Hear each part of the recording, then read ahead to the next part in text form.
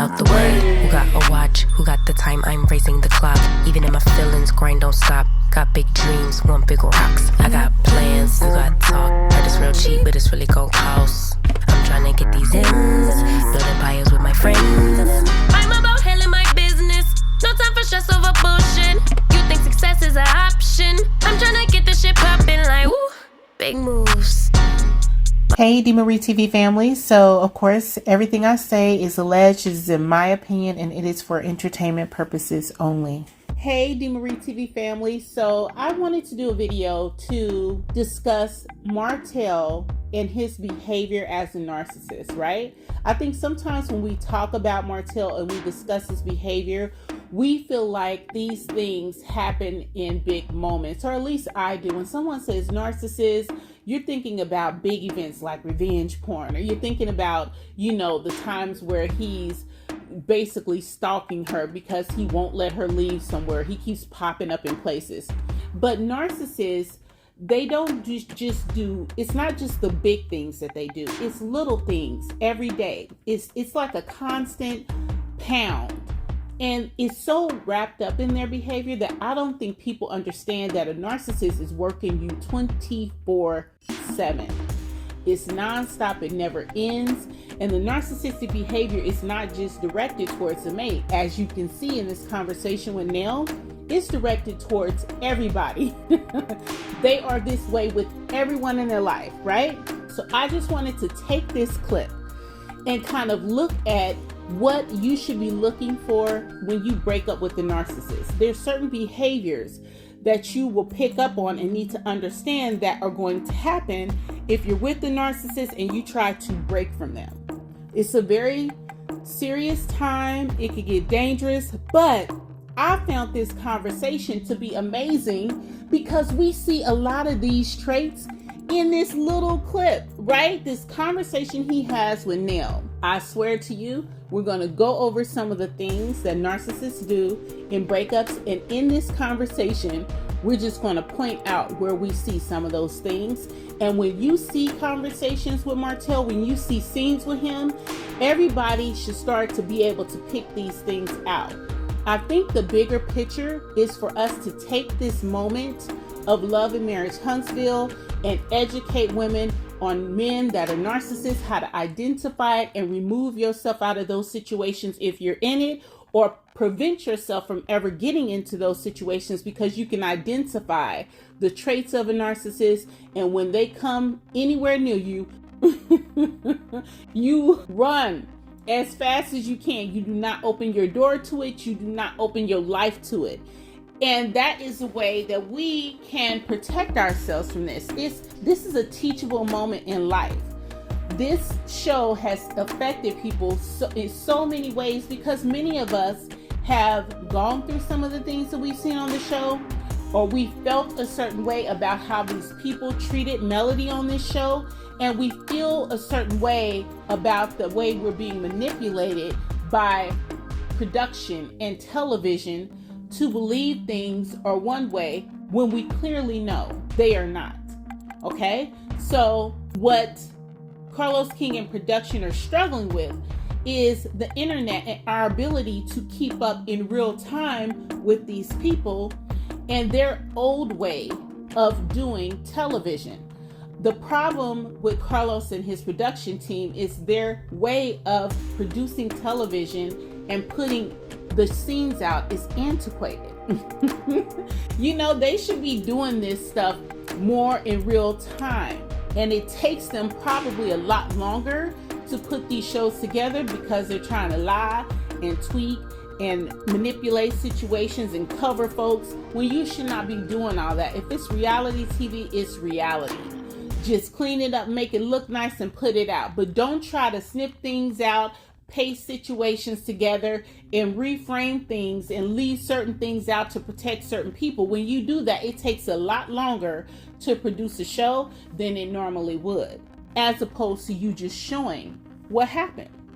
And I mean, I understand us being a month behind, maybe, but honestly, we're on top of it. We're on top of it. So we know that these things didn't happen in this way. We know situations, and we're going to remember and date stamp times and photos and posts, so that when something happens on the show, we like, nah, I remember when her hair was this way. This is what was happening at this time. They were in court. They were battling. Why would he expect her to speak if they in court because he's trying to take her kids? But you never said anything about this man trying to take her kids on TV. So it looks crazy that she ain't speaking to the father of her kids. See how that works? And it's not something that is resonating with your audience. So this is what we're going to do. Let's look at the conversation with Nell. But before this, let's just address the different behaviors that you're going to experience if you're breaking up with the narcissist. Now, just a Google search anywhere. Just Google search behaviors you'll have at the end of a narcissistic relationship, and you're going to get tons of information. But overall, they say they pretty much are going to tell you the same things, right? So number one is the blame game. They will blame you for the breakup no matter what they've done. You're the cause of the breakup. You're the person who is wrong. So what they do is when you get together with the narcissist, they're going to love bomb you. But then as the relationship goes and you start to break up, you will find over and over again, you will be in situations with this person where they are clearly wrong, and they will find a way to blame you. Okay? That's it in a nutshell, blaming you. The next thing you're going to do, they're going to attempt to convince you by leaving them you've made a mistake. The biggest mistake of your life. Okay? So in the relationship, you're always wrong. You're always the problem. You're always the person that is bringing down your situation. They're going to have times where they're trying to manipulate you. They're trying to intimidate you. They're trying to persuade you to do certain things. And when you don't, it makes them feel like they're out of control of the relationship. Okay? So they're going to try to convince you to do anything they can that makes them feel like they're back in control. Breaking up, leaving them, divorcing them is a mistake. Not speaking to them, not being best friends with them is a mistake. I didn't do anything too bad. I was a good spouse. I was a good husband, even though you had a baby outside of your marriage, which is the ultimate disrespect in a marriage. He wasn't that bad. He was not that bad of a husband. He did nothing wrong. Okay? They want to convince you that no matter what their behavior, you made a mistake. And they're going to attempt to guilt trip you. Okay? Why is Melody changing her name? Our children have that name. We've done a lot together. Guilt is a powerful tool that narcissists use to try to make people come back to them, because most women want their nuclear family together. You know, most women want their children with their father. And especially if the world perceives their father to be a good dad, you know, you're crazy. Everybody knows I'm a good dad. That type of thing. Anytime you complain, they're going to turn it around on you. No. I am the victim. And you're hurting me. So you should change your behavior to stop hurting me. They're going to try to guilt trip you into staying with them. And they're going to use anything and anybody to do that, even children. They will demand your attention. After you broke up, while you're together, when you're getting together, they will always try to demand your attention. However extreme they have to be to get your attention, they're going to try to get it. They will come to your house unannounced. They will show up at events. They will text you. They will call you. They will tap your phone. They will read your emails. They will break into your email accounts. They will sue you. They will have their mistresses talk about your children on a public platform. They will do anything they can do to demand your attention. If you ignore them, they are going to try their best to get you to acknowledge them. Okay? They're going to promise to change. They're new people. They're new people. They're going to go to counseling. They're going to separate from friends. They're going to not see the people that they've been sleeping with. We can move to another state and get away from coleslaw and Knox and just go somewhere else and start over. They are going to change. That's always a promise. They're not just narcissists, regular men who ain't doing right. And women will tell you. It's persuasion, it's guilt, it's attention, it's all those things. They're going to make you think they're changing. They will act like they're taking responsibility for their behavior. They will do anything. They'll say sorry. They'll send you flowers. All these flowers. And you'll think, oh my goodness, my house is full of roses. Half of them roses got bugs in them so they can hear your conversation. There's cameras in them so they can see what the hell you're doing. Do not accept gifts from narcissists. Don't do it. Do not bring that stuff in your house. Don't. It's just another way to find out how they can get in and control you. They want to gather information that they can use to manipulate you. But all the while, they're going to be promising you they're going to change. They will use social attacks and gossip. They will try to turn all of your friends and family against you. No matter how good you've been to these people, no matter what their perception is of you prior to or separate from your relationship from him, they will try to convince you, or they will try to convince other people that you're a horrible person, that you can't be trusted, that you're one way around the person and then another way around him. They're going to demand everyone chooses a side. And they're going to do this with social attacks and gossip. They're going to make sure they talk to everybody. They're going to make sure they spread nasty rumors about you. And they will force everyone around them to choose a side. And if the person doesn't choose a side, they're going to try to use manipulative tactics to make you look bad, and they're going to keep pressing them to choose a side, and if you don't, they'll eventually turn on that person as well. Number 7 is stalking. Okay? They're stalkers. They pop up at places. They act out at places. They won't let you leave when you want to leave. They block you from driving away. They show up at your house. You have to get security to stop these people from harming you because they are literally stalking you. They pop up everywhere. How do they pop up? They're stalking where you're going to be. How are they doing that? Through bugs, through cameras, through friends, harassing friends to find out where you are, through breaking into social media, tapping phones. Yes, they do all those things. As far-fetched as some people may think that sounds, folks tap people's phones. They stalk them. That's what narcissists do. And then number 8, they're going to reveal their neediness. They are strong, independent, just the biggest boss known to man. But when you peel back those layers, actually, they're none of that. They're 100% codependent on you and what you do for them. They don't want you to get no shine for that. They don't want nobody to know what you do for them. They love how you make them look. They love how you build them up. But please don't try to take that shine away, because then people will know that they are not who they say they are. And narcissists hate this. They hate it.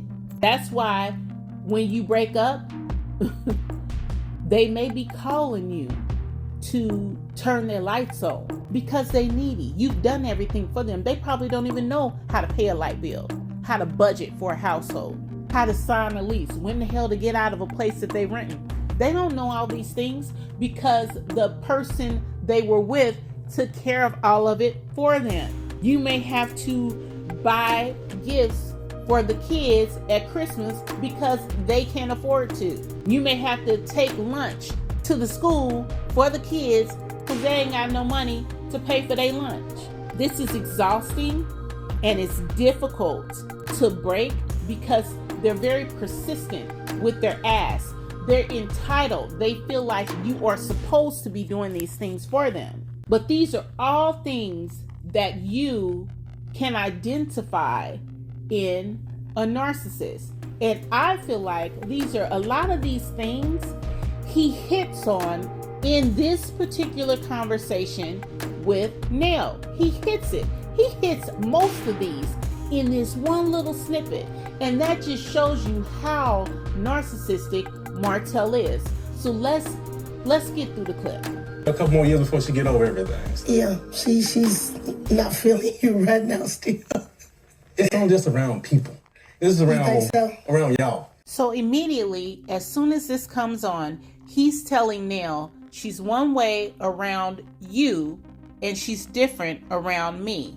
This is gossip. This is him using social interactions with their friends to try to convince them that Mel is a bad person. This is narcissistic behavior off top. This is around y'all. Yeah. So when you're saying when she's not around us, she's speaking. Yeah. Happy. Like happy. You're like serious. I'm dead serious. Yeah. Like, you know, baseball game, my son baseball game, we talk, you know, she's sitting happy and chipper, you know, she'll come and sit, I ain't gonna say beside me, but she'll sit near you, close by. Yeah, as we should, you know. Well, y'all got a parent, so it's like you need to kind of like speak and be cordial with one another. If you know that Martell's being, you know, he gonna be one way, he gonna speak and I mean, I think that you should just be the same way. Yeah. No matter who we're around. You know, let's not put on the front like we don't get along with each other in front of people. So you think it's just me and Chris because we the ones that kind of like was canceling you guys at first, or you saying the whole group as a collective? I think as a collective. I think it's collective. Yeah. So right there, he's doing a lot of a lot of this is happening back to back to back. So one of the things that he is doing is he's demanding attention. He's demanding that she speak to him in public, because that is what he wants her to do. That's what he would do. She should be doing what he should do. He's demanding her attention. Okay? That's one thing that he always does. And he's trying to, at the very same time, to convince Nell that what she's doing is a mistake, that she should not do this. She should be the same way around him that she is in front of the friends. Well, what does that do when you tell somebody that somebody's two different people? It makes them question, well, why are you one way around me and you not the same way around him? Nell's probably thinking, well, are they cool? You know, when they're around us, and is it just me and Fletcher that she does this with? Or is she doing this around everybody? And he says she's doing it around everybody, right? So this is him trying to persuade her, Nell, that Melody is doing something wrong and she's not being 100 with them as friends. She's not being her true self in front of the friends. She's trying to pretend to be one way with the people, Nell, Tisha, Marceau and them, but privately amongst her and Martell, things are really different. Privately, she does not feel that way. Privately, you know, she's his best friend, as long with security there, right? She has security, but they are the best of friends. It's crazy. But you know, again, I'm not gonna sweat. I'm not gonna give it too much, even conversation or not. You know, I just hope she come around. Okay. That's it. And I agree with that. Yeah. With you. Now, I don't think Nell should have necessarily agreed with that. I think Nell's thinking of it from like, you know, y'all should get along because you're parents and, you know, you have the kids. I don't think Nell is understanding who she's talking to and how narcissistic this man is and dangerous he is. Martell, in this instance, is trying to convince Nell that Mel should be friends with him. They should be tight. They should have this amazing relationship because he wants to. What reason would she have to be tight with him? He's suing her in real time. This man is suing her for her children, full custody of them. During this scene that they're filming, he's suing her. Why would they be tight? Why would she sit by him?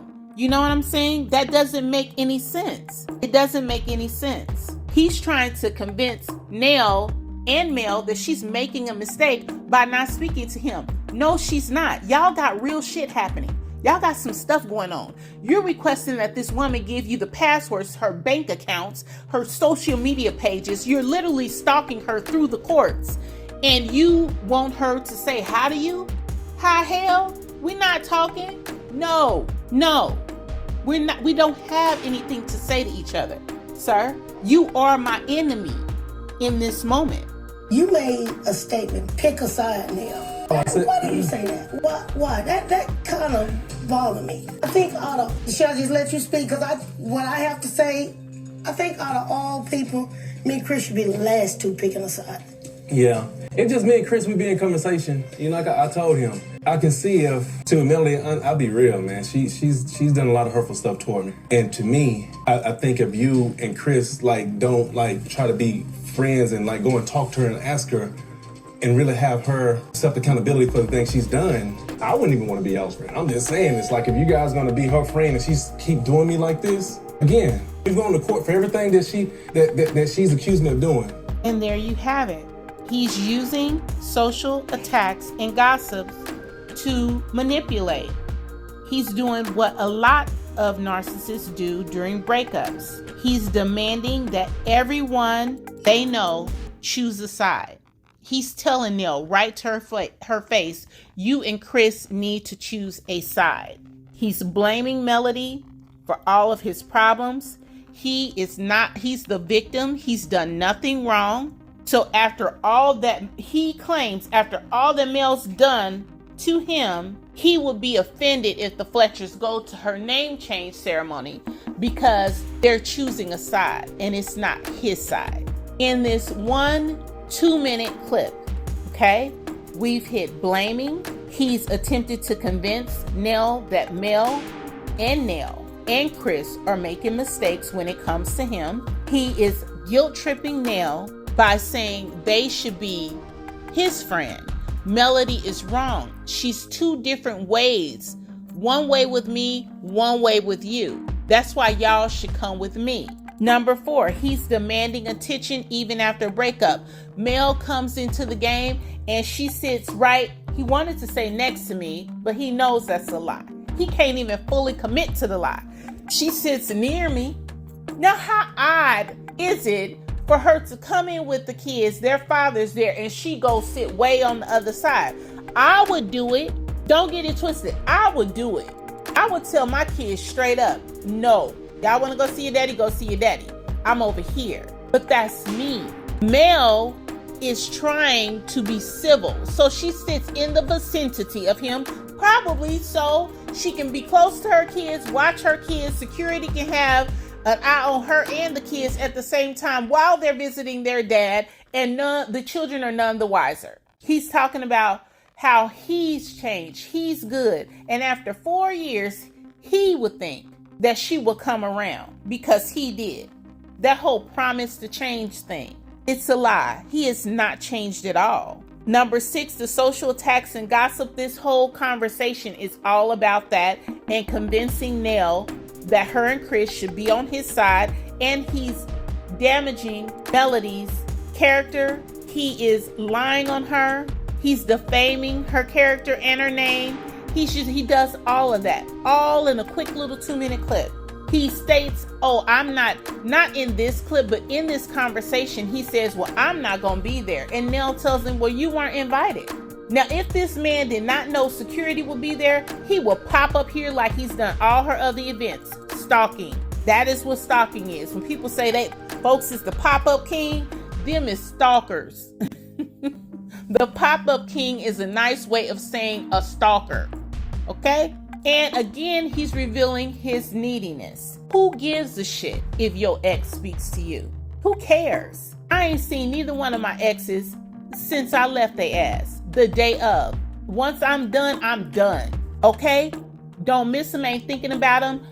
If I saw him today or tomorrow, I've been married for 16 years, and I'm telling you right now, I don't even know how I would act. I don't know if I would say hi or not.